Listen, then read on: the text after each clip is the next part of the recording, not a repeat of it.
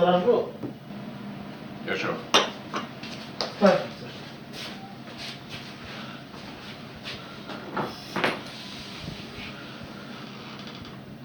Sir আপনি যে বাজেটটা পাঠাতে বলেছিলেন স্যার ওটা আমি পাঠিয়ে দিয়েছি। তারপর আমি ফোন করে ওদের সাথে যোগাযোগ করেছিলাম, ওরা বলেছে কালকে ফিডব্যাক জানাবে। স্যার ওই ক্রিয়েটর টেন্ডারটা স্যার আজকে দুপুরে ওপেন হবে, ওখানে আমি স্যার নিজেই যাব।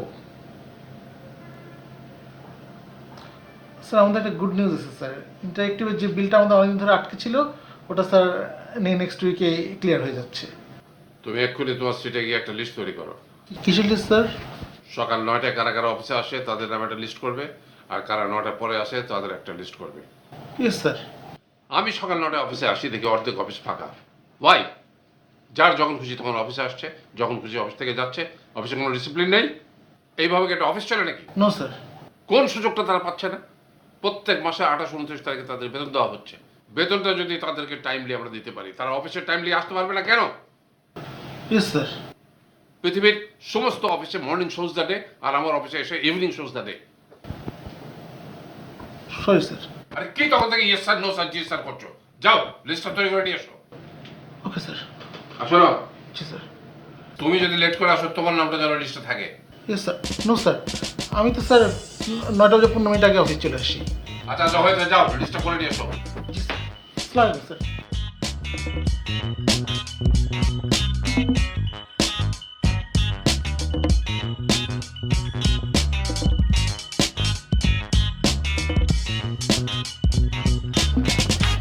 কেমন আছেন? এই তো ভালো। খুব চাপ তাই না? অনেক ফোন রিসিভ করতে হয়, ট্রান্সফার করতে হয়। না, আমি ম্যানেজ করে নিচ্ছি। আমার দিক থেকে তো তেমন কোনো চাপ নাই, আমার তো যাবতীয় কল আসে আমার সেল ফোনে।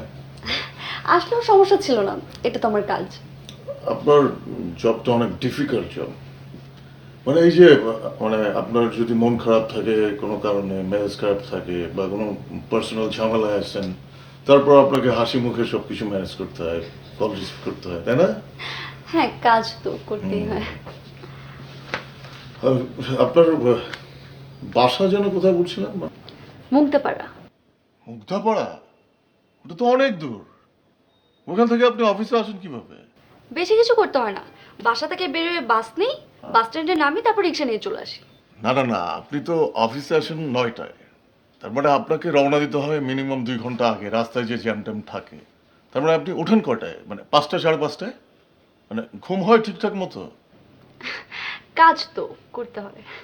আর দেখেন আমি অফিসের এত কাছে থাকি, তারপরেও 10টার আগে একদিনও অফিসে ঢুকতে পারি না। অবশ্য আমার কাজটা তো একটু ডিফারেন্ট। ক্রিয়েটিভিটি আসলে ভর করে, সারা দুনিয়া যখন ঘুমায় যায় তখন ক্রিয়েটিভিটি জায়গা ওঠে। ওই যে আমার লাস্ট ক্যাম্পেইনটা কখন আসছিল জানেন? ওই যে তোমরা আমাকে একটি মাইলিশ দাও, আমি তোমাদেরকে লক্ষ লক্ষ বুদ্ধিজীবী উপহার দেব। আমি যখন 4টা 5টার দিকে ঘুমাইতে গেছি, ঘুমটা একটু লাইগে আসছে, ঠিক ওই মুহূর্তে এসে হাজির, তাড়াতাড়ি উঠে লিখে রাখলাম।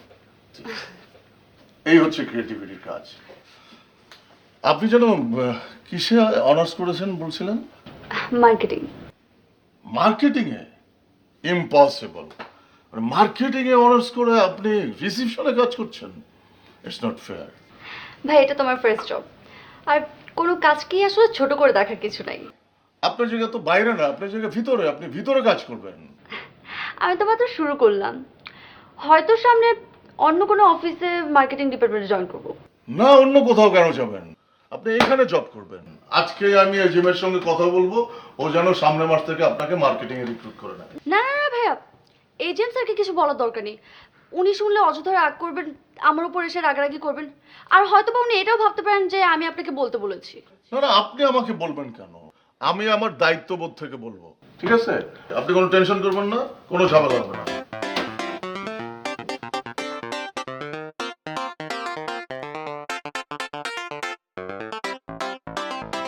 আর ওই আমি তো তেমন একটা ডেস্কে থাকি না, আমার যদি কল কোনো মিস হয়ে যায় আপনি আমাকে একটু ডেকে দেবেন, হ্যাঁ? আচ্ছা।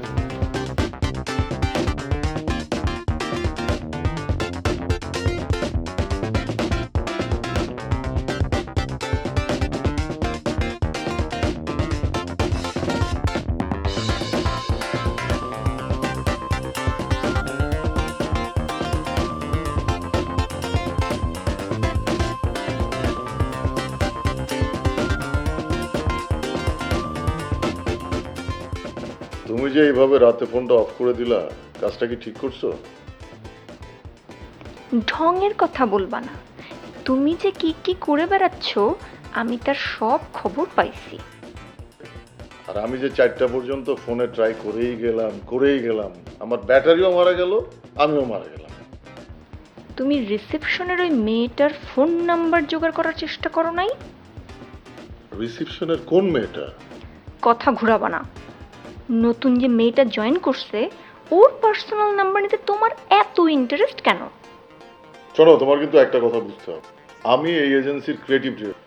আমি যদি কারো ব্যাপারে ইন্টারেস্টেড হই, সেটা হবে কোনো অ্যাকাউন্ট ডিরেক্টর, রিসেপশনিস্ট না। আমি আর এসব নিয়ে কথা বলতে চাই না। আমার যা বোঝা হয়ে গেছে। তোমাকে আমি চিনে ফেলেছি। আচ্ছা আসো, ক্যান্টিনে বসে সব ফিক্স করি। স্যার, প্রফেসর আপনাকে ডাকে। খুব ভালো হয়েছে। এখন যাও, স্যারের কাছে যাও, মজাটা টের পাবা।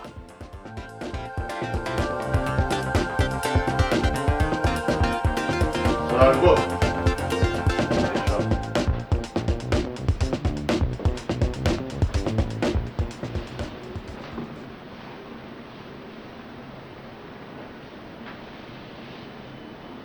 কটা বাজে? স্যার, ঘড়িটা দেখো, দেখে আমাকে বলো কটা বাজে।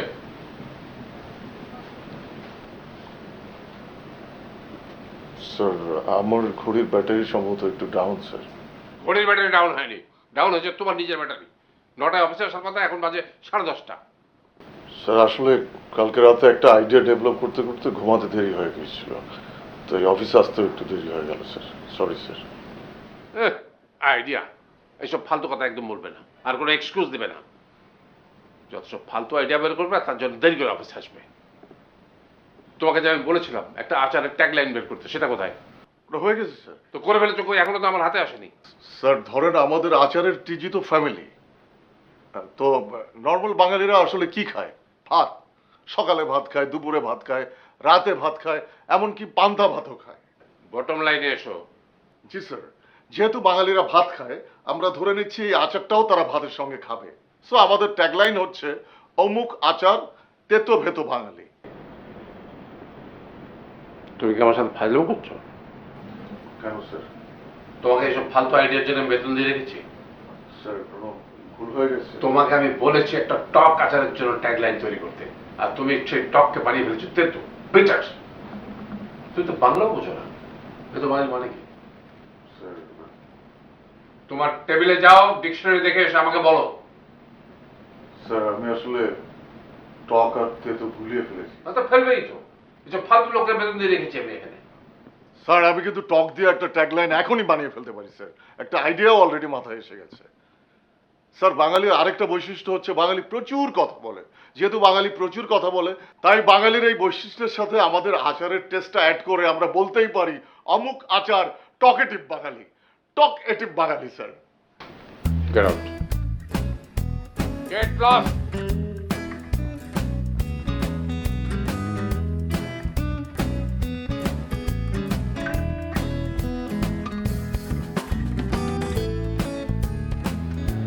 আসবো।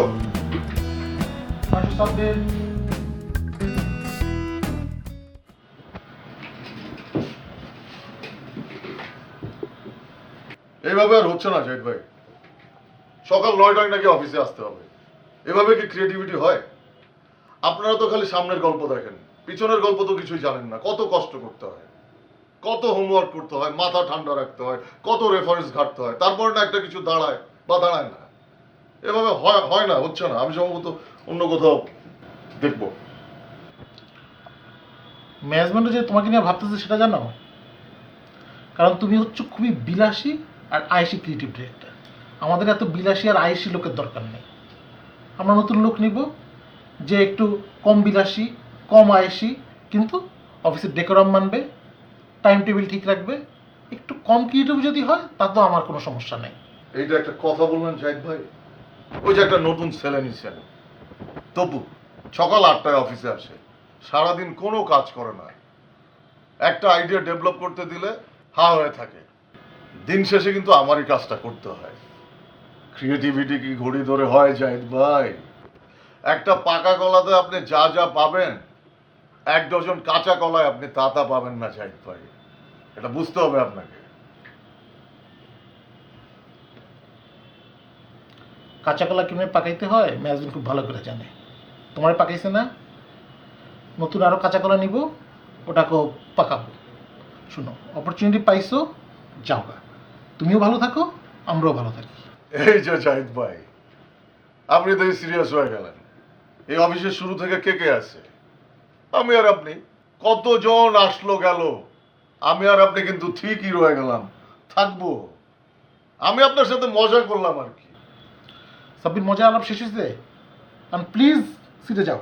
সকাল থেকে একসাথে একটা কাজও করো নাই। আমাকে একটু কাজ করতে দাও, নিজে একটু কাজ করো। আচ্ছা যাচ্ছি। জাহিদ ভাই, আরেকটা কথা, ওই যে রিসেপশনের নতুন মেয়েটা আছে না, নিশা, ও কিন্তু মার্কেটিং এ অনার্স।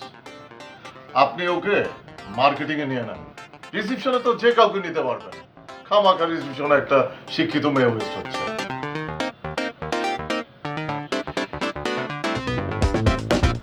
আচ্ছা ঠিক আছে, মেয়েটাকে আমরা রিসেপশন থেকে মার্কেটিংয়ে নিয়ে নিলাম, আর কালকে থেকে তুমি এসে রিসেপশনে বসো। তোমার নিজের চাকরির নাই ঠিক, তুমি আসছো আরেকজনের যে চাকরি তাবেদারি করতে। শুনো, তুমি যদি এখন গিয়ে কাজে না বসো, তাহলে এরপর কিন্তু তোমার টার্মিনেশন লেটারে আমি নিজে সাইন করবো, অন্য কেউ না। আপনি এটাও সিরিয়াসলি নিয়ে নিলেন?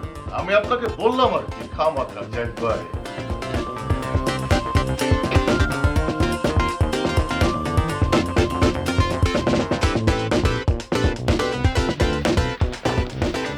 আজকে বিকেলের পর কি করতেছেন?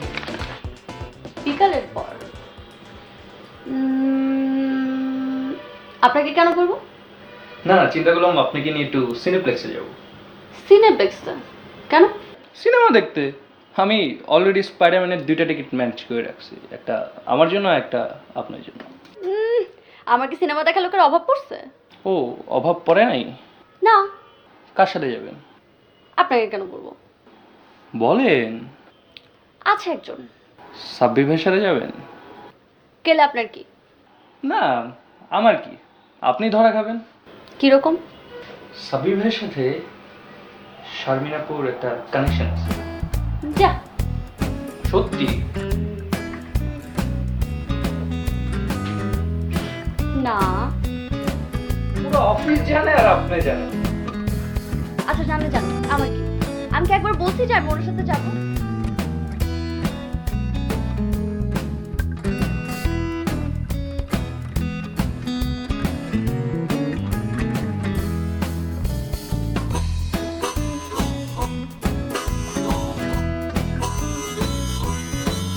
আচ্ছা, তোমাকে যে ব্যাংক কোম্পানির প্রেজেন্টেশনটা রেডি করতে বলছিলাম, করছো?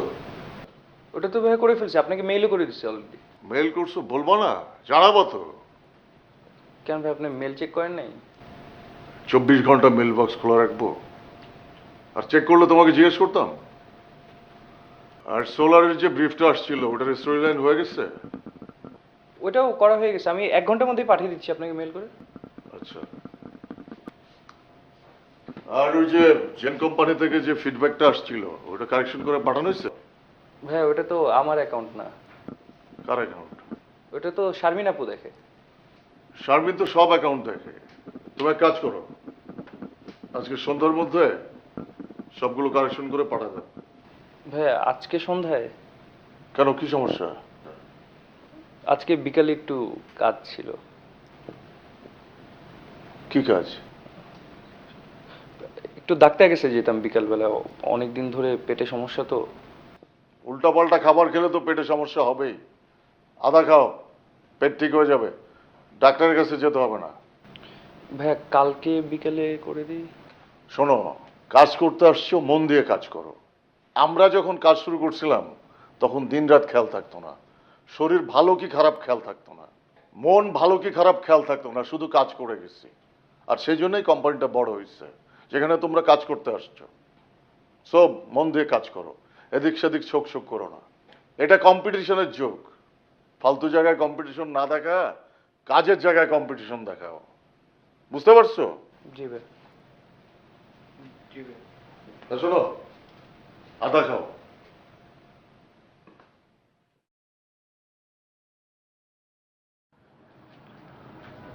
লিসেন গাইস, লাস্ট ইয়ারে আমরা এবিসি কোম্পানির দুটো টেন্ডার মিস করেছি।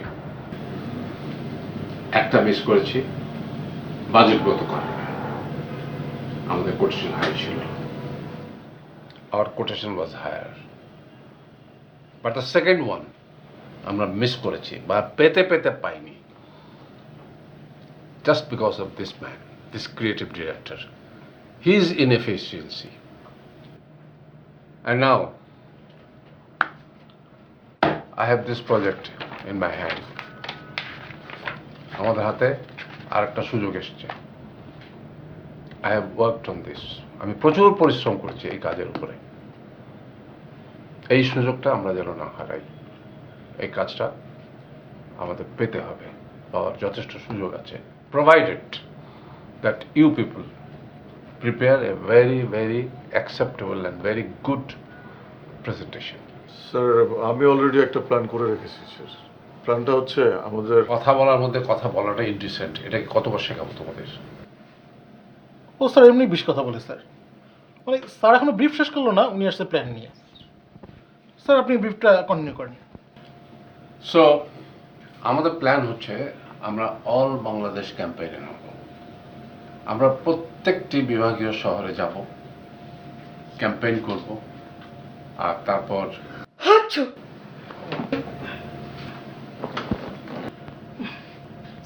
Sorry sir.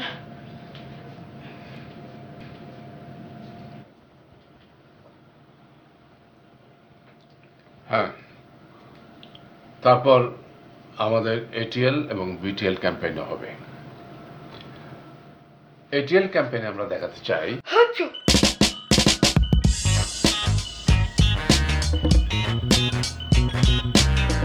Very sorry sir. জি স্যার। এটিএল ক্যাম্পেইনে আমরা দেখাতে চাই প্রত্যেকটি বিভাগীয় শহরের ভাষা এবং তাদের ফুড কালচার।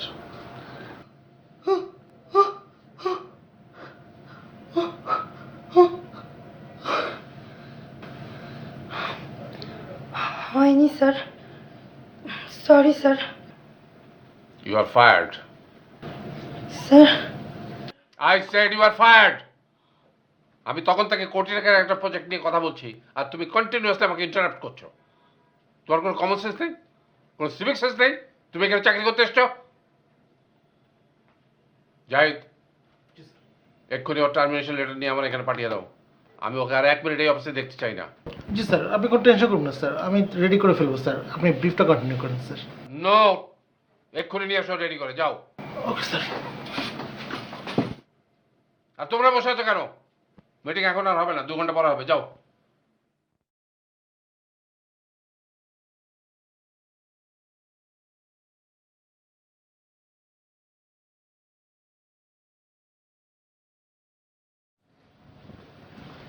আচ্ছা, আপনার হাঁচিটাকে একটু কন্ট্রোল করতে পারেন না?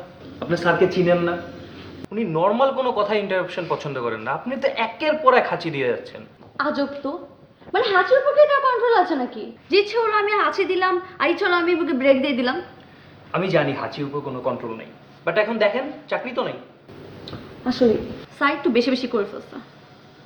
মানে হাঁচির জন্য একজনের চাকরি যায়, এর থেকে হাস্যকর জিনিস আমি জীবনে কখনো শুনি নাই। একবার আমার কি হয়েছে, খুব ইম্পর্টেন্ট একটা মিটিং ছিল, এয়ার এন্ড মিটিং। তো মিটিংয়ের মাঝখানে আমার তো খুব জোরে টয়লেট আসছে, ছোটটা, বাট আমি তো কিছুই বলতে পারতেছি না, কষ্ট করে এই মিটিংটা অ্যাটেন্ড করতে এসেছে, বিকজ স্যার একজনের চাকরি চলে গেছে আর আপনি আছেন আপনার টয়লেট নিয়ে। আপনি এক কাজ করেন, ওনাকে নিয়ে স্যারের কাছে যান, একটু বুঝায় বলেন, সরি টরি বলেন, স্যার মানবে। আমি যাব? হ্যাঁ। ওনার তো চাকরি গেছেই, ওনার তদবির করতে গেলে এখন আমারটাও যাবে। আচ্ছা আমার ফোন আসে না। আচ্ছা দেখেন, একটা কাজ করেন, যা হওয়ার হয়ে গেছে, চাকরি আপনার চলে গেছে, কিন্তু লাস্ট টাইম একবার রিকোয়েস্ট করতে তো সমস্যা নাই, তাই না? স্যারের কাছে যান, সরি বলেন, একটা বার রিকোয়েস্ট করে দেখেন কি হয়। ওকে, চলো।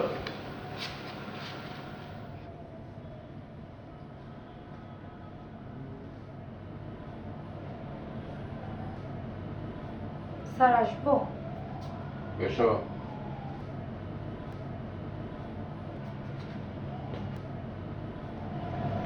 বলো। স্যার একটা কথা বলতে চাচ্ছিলাম। তোমাকে তো আমি আজকে ফায়ার করেছি, তুমি আবার কেন এসছো? তুমি এখনো যাও না কেন? স্যার আমার একটা কথা বলার ছিল। তোমাকে এখানে আসার পারমিশন কে দিয়েছে? আলামিন! স্যার আমি একটা কথা বলেই চলে যাব স্যার। স্যার আমি আমার ফ্যামিলির বড় মেয়ে। আমার দুটো ছোট ছোট ভাই আছে, ওরা স্কুলে পড়ে।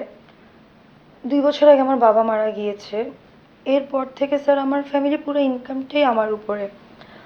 আর এই মুহূর্তে যদি আমার চাকরিটা না থাকে, আমি আর আমার ফ্যামিলি স্যার অনেক বিপদে পড়ে যাব স্যার। তোমার কথা শেষ হয়েছে, এখন তুমি যাও। তোমার মুখ যেন আমি না দেখি। স্যার একটু কনসিডার করেন sir. No consideration, just leave.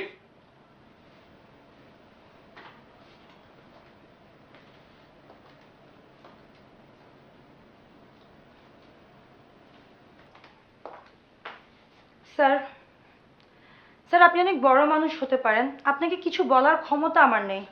তবে স্যার আমি আপনাকে এই মুহূর্তে একটা কথা অবশ্যই বলতে পারি। ছি হোয়াট? ছি